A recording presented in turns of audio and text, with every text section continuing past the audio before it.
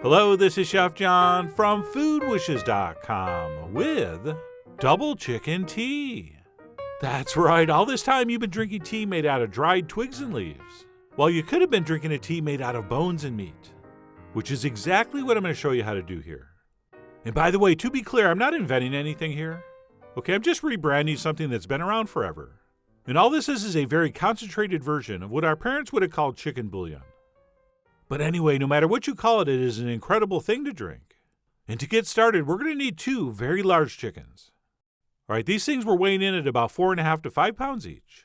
And to achieve maximum flavor and richness, we're going to use the entire chicken, except for the breast meat. All right, so before these go into the pot, we'll go ahead and slice those off the carcass by cutting down on either side of the breastbone, and then just sliding our knife blade down across the rib cage until we get down to that wing joint, at which point we can just finish hacking it off. And this works out great because those breasts aren't going to add a ton of flavor to the tea, and now we can save those for a whole other meal. Oh, and be sure to reserve all the skin because that's going in the pot too. And then what we'll do once that breast meat has been removed is transfer our chickens into either one huge pot or 2 regular large stock pots. And as you can see, mine are slightly different size, but that's fine. Eventually, all our broth's going to end up in one pot to reduce anyway. And then besides our chicken, we will also add in some mirepoix, which is just a fancy French culinary word for carrots, celery, and onions. I'm also going to add exactly 2 cloves of garlic to each pot that I did not peel but cut in half. And then we'll also add some bay leaf, either 1 small leaf per pot or half of a big one. And then we will finish up with just a few whole black peppercorns. Right, just like 5 or 6 in each pot. And believe it or not, that's it. Okay, what we're not putting in here is just as important as what we are. So other than these few aromatics, this is going to be like 100% chicken. And then what we'll do is fill these all the way to the top with some nice cold fresh water. And we will place those over medium-high heat. And other than maybe poking a bay leaf down, all we're going to do here is hang out, waiting for this to come up to a boil, which is going to take a little while, but don't go anywhere. And there's a couple great reasons for that. Okay, first of all, if you're not around, it will boil over and totally mess up your stove, and I will get blamed. But just as importantly, to make a beautifully clear, world-class broth or stock, we do not want to allow this to boil. So we need to be right here when it starts to boil, so we can back our heat down to low, or to the heat setting that gives us the perfect, very gentle simmer we're looking for, which is going to take us a while to dial in.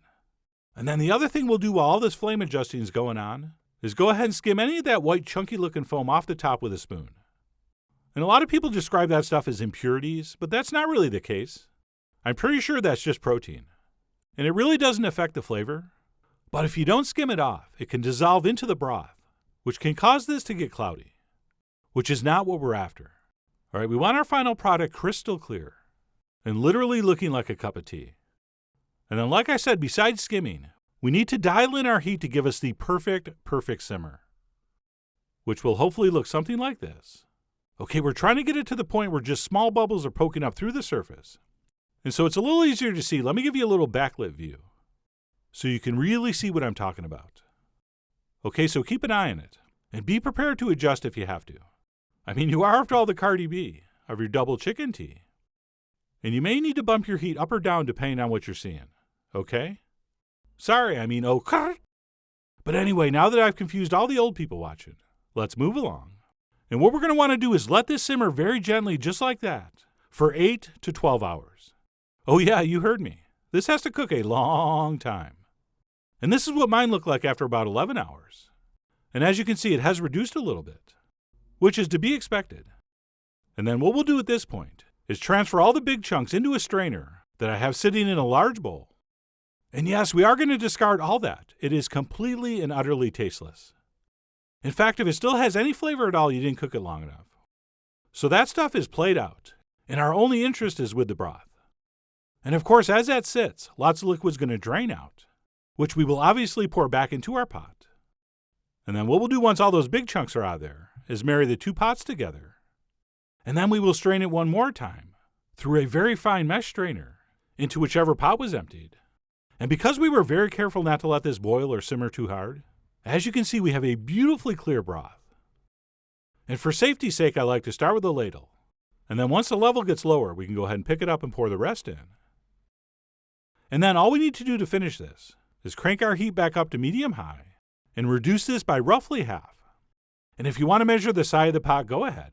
But I think we can just do it by eye. And as this comes up to a boil, any of the fat in this is going to pool at the top, where we can fairly easily skim it off. And by the way, in a perfect world, we would have chilled our initial stock, and then once cold, we could have removed that solid fat from the top, and then done this reducing step. But that would basically take another half a day at least. And this method works out just fine.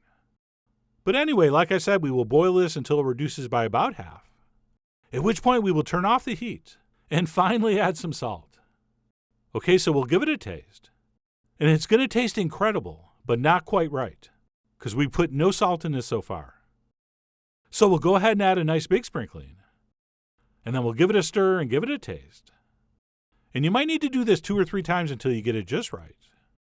And as a rule, we never ever want to season something like this until it's been reduced all the way to where we want it. Okay, because if you season and then reduce, sometimes it can be too much. And then for one final step, once this is seasoned to perfection, we're going to want to strain it one last time through either some cheesecloth or what I'm using here, which is called a nut milk bag. Let me repeat that. This is called a nut milk bag, which I originally bought to make almond milk with, but then decided I was never going to do that. So I decided to finally use it to strain this glorious double chicken tea. And as you can see, after all that trouble and all that time, and all those chickens, I ended up with exactly 2 quarts.